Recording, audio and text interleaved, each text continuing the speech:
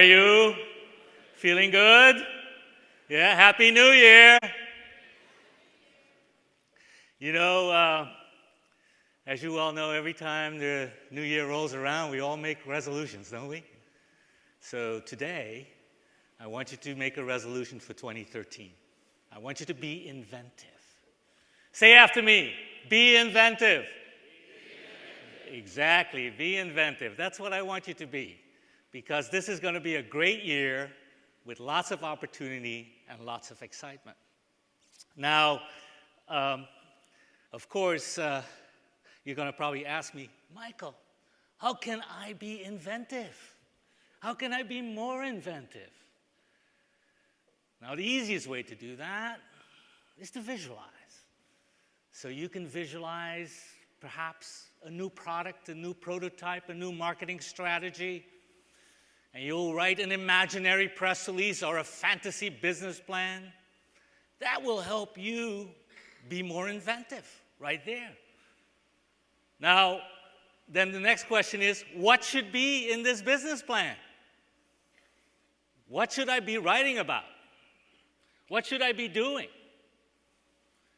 I encourage you to look at a framework I have created called an ubertrend. And ubertrends are massive waves that cascade through society, leaving many subtrends in their wake. And what makes an ubertrend so special is that unlike regular trends, ubertrends change values in America. And that is a big difference between a typical trend that merely skims the social surface. And if you can kind of recognize these trends, you can see how we, as a culture, are evolving, and that gives you a much better chance for success. So today, I'm going to take you on a big, high tour. I'm going to show you America from above, higher than this NASA picture of the United States. And I hope that I can take your mind away from cut and loop yarn and honey boo boo to give you a picture of how we as a culture are evolving. And the first uber trend I'm going to talk about today is the digital lifestyle, or the marriage between man and machine. The computer is becoming us, and we're becoming the computer. When you get tired, you crash. You love to multitask, and you're forgetting increasingly more, so you need memory protection. Those are three core traits of the computer CPU. So indeed, the computer is becoming us, and we're becoming the computer. In fact, there's an artificial intelligence analyst in the Netherlands who believes that by 2050 we will be marrying robots, and Massachusetts will be the first state to allow it.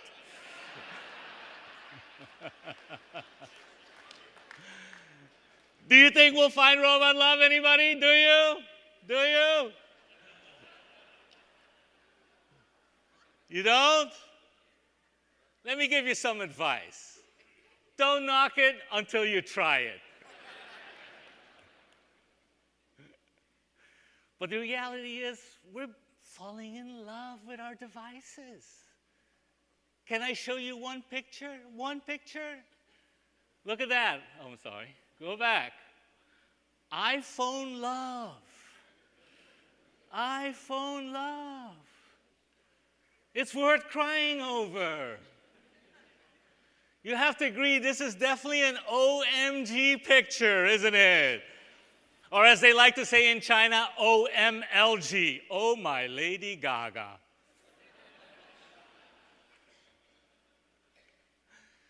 But this culture is being reshaped by this phone. Look at this statement. The iPhone is the Ford Mustang of today. And to give you an idea of what the impact of this is, look at how fewer kids now have a driver's license at age 19. Who wants to drive? I want to text. I want to connect with people. In fact, we have become so addicted nowadays that we check our phone even when it's not ringing or vibrating. We have to look at it. Go to dinner tonight and look at how many people put their phone on their plate, next to their plate. You know what I'm talking about. Things are changing. And like the great Wayne Gretzky says, I skate to where the puck is going to be, not where it has been. So you should do the same. Where is it headed? What's changing out there that's so dramatic? Take a look at this remarkable statistic. The iPhone is a larger business than all of Microsoft. Does that tell you something? Now that's what I call hockey stick growth. And there's another one here. This is Google. Take a look at how many remarkable changes they have wrought on us, from advertising to browsers to the Android operating system, radically reinventing the way we do anything, from shopping to reading to connecting. And that statistic is really underscored by this particular one. Sorry about that, I'm going a little too fast. 89% of consumers surveyed use the internet to make purchasing decisions. And 86%, which you already saw, say it's very important in the buying process. Very important. So as you can imagine, again, these changes are remarkable. Shoppers are now becoming self-directed and unpredictable. And I love this. Everyone has their own unique flight plan to purchase. And that flight plan might include calling someone when they're in the store to get advice, or reading product reviews online. But more importantly, that flight plan includes the start of the research on the phone platform. And I think that is really the big change that's taking place today. We used to be on the desktop. Now we're in mobile. And this is where we're starting. So you can see the shift that's taking place. And it is bringing huge amounts of change to our society. 46 million Google Android search users each month. And you can see from the chart here that it is at the top of the Android list in terms of application use, even ahead of Gmail and Facebook. So those are big changes that are taking place, really big changes. So it is very important for you that you keep monitoring your competition. Here I did a local search using that new Google app, Google Plus Local, on my iPhone to show you what the results were in San Francisco. And it's a very cool app. So you can see people are changing and search is becoming far more fragmented. So it's very important to keep your eye on the ball. And because of this change from desktop to mobile, what is happening here is that conversion rates are changing dramatically. And it is very important that you now study it by mobile operating system, because the fact of the matter is, if we're shifting to mobile, paid search is going to be less important than organic, because it's far harder to control all these various search methodologies that people are deploying these days. And that's a big change out there. And as you can imagine, the platforms are proliferating. So this is just the beginning. You're going to see a lot more excitement coming down the line. And speaking about excitement, have you heard of Psy? Anybody? Psy? Okay, Gangnam Style, maybe? Does that ring a bell? Here, how about this? I'll play it for you. Who could have thunk that a guy from South Korea would make us all dance like this? And everyone has done it. From senators to presidents, everybody has joined the party. And to show you what a remarkable change YouTube can bring, in less than 6 months, this virtually unknown artist has gotten 1.1 billion views on YouTube. Isn't that incredible? 1.1 billion. It's crazy. But YouTube is not just for South Korean rock stars. It's also for us. It helps us share intimate moments, fun things. My favorite is this YouTube video. I don't know if you've seen it. I love this one. Now, when she grows up, I want you to hire her to scrutinize purchase orders. She'd be great at that, don't you agree? Now, of course, all of these social networks have led to another phenomenon. If you're at work and you're updating your Facebook page, or heaven forbid, looking at one of these YouTube videos, you know what you're doing? You're social not working. That's what you're doing.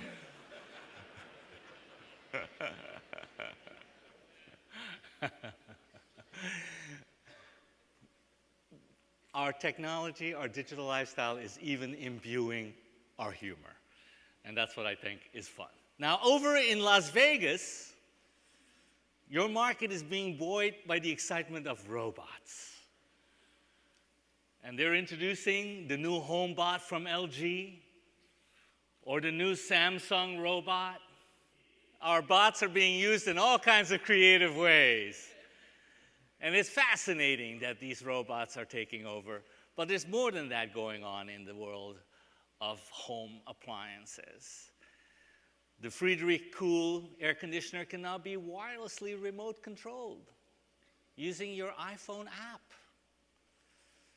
And that control aspect is also being done from Philips with their new Hue LED lighting system, which you can control any color from the spectrum using your iPad, giving your room all kinds of dramatic looks.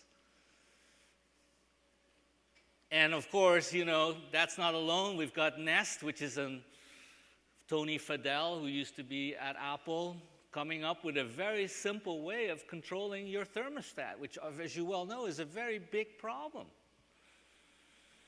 No one can settle on a good temperature at home, you know that. So this one learns from you, and it's wireless. And of course, this control culture of ours is putting the consumer in control. As the statement says, the walls are coming down, and you need to figure out how to better address the consumer needs in this changing environment. And that includes going where they're going. So it's up to you to make sure that you monitor Yelp.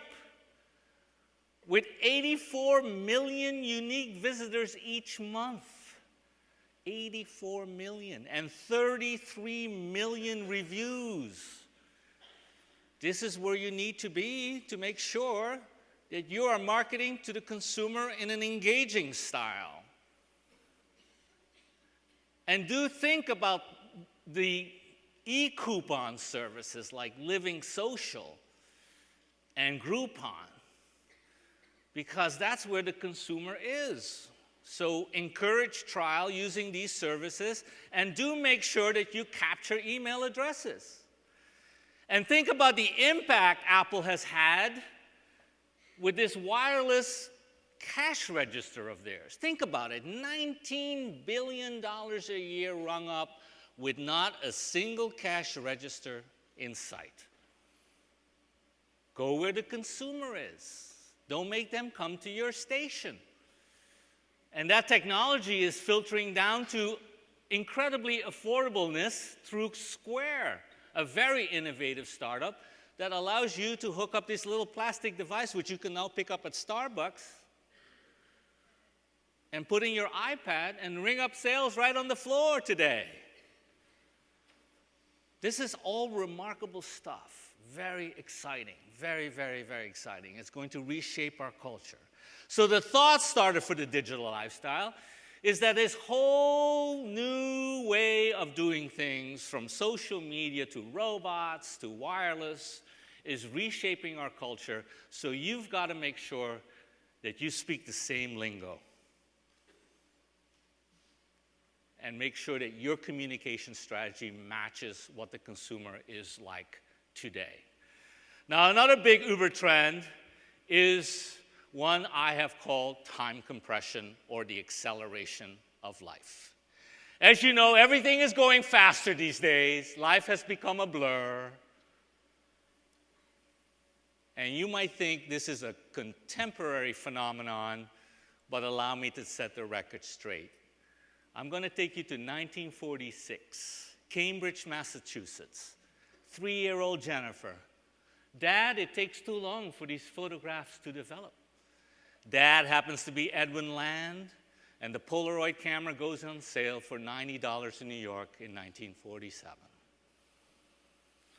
Across town, same city, Cambridge, same year, 1946, and an engineer by the name of Percy Spencer notices that a candy bar melts in his pocket, and the microwave oven is born.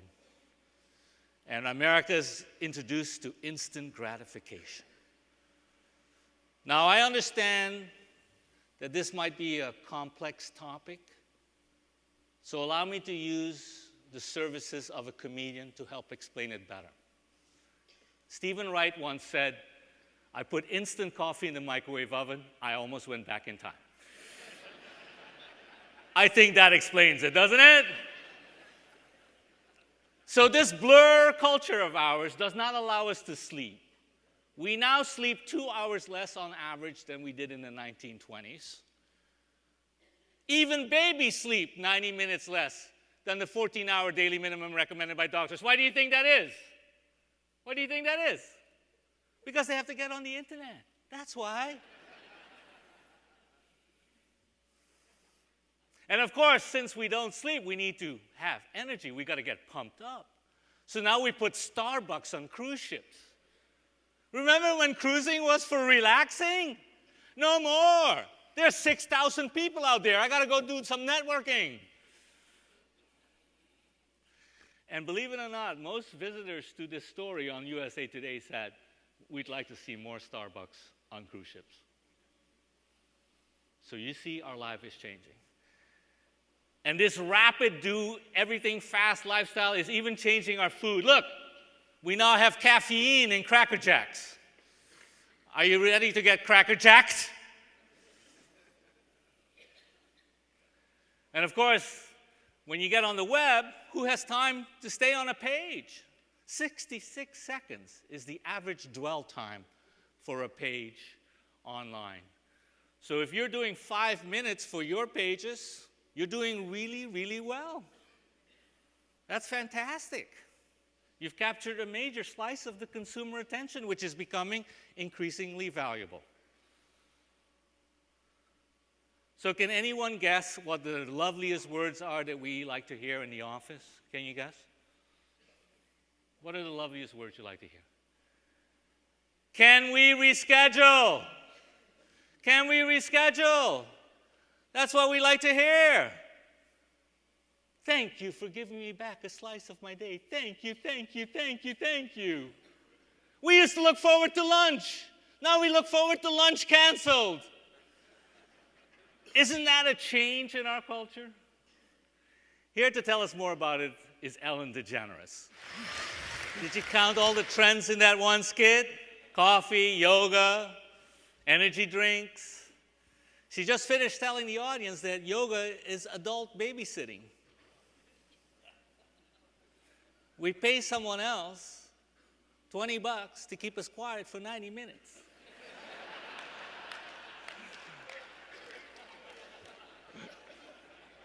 Adult babysitting, that's what that is. Of course, we need to save time in all kinds of ways, so we multitask more. And we do it whenever we can. Any way we can. So here is Ellen again to tell us a little bit more about this phenomenon.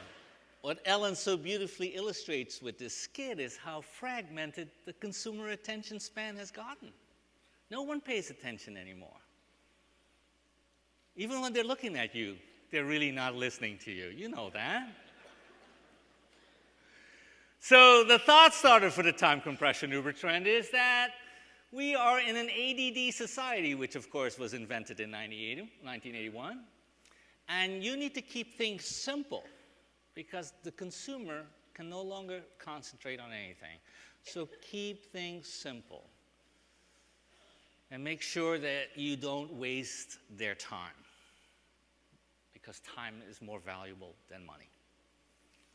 So I hope I gave you a nice big bump today.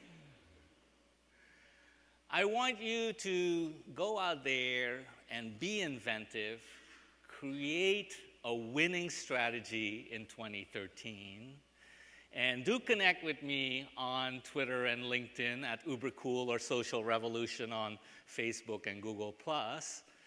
And remember, the future is bright, and this is a very exciting era to be alive because we are reshaping the destiny of America. I thank you very much for listening to me. Thank you. Thank you. Thank you.